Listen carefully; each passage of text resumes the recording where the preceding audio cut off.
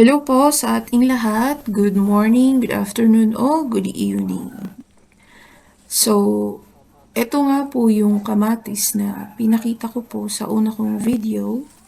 Hindi pa po siya hinog. Pero, sinearch ko po sa Google, sabi, pwede daw pong mahinog kahit green pa.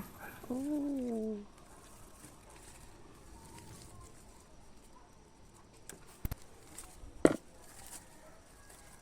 So, ang kamatis nga po ay maraming health benefits.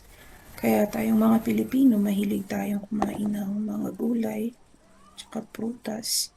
At isa na rito ang kamatis.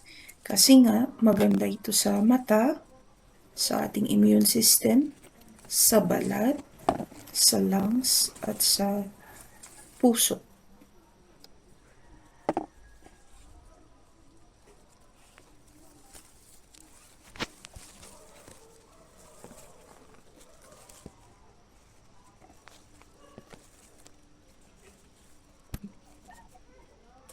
Hindi ko po alam sa inyo kung magkano ang presyo ng kamatis, pero dito nga po sa amin, medyo may kamahalan. Kaya lately, hindi po ako bumibili.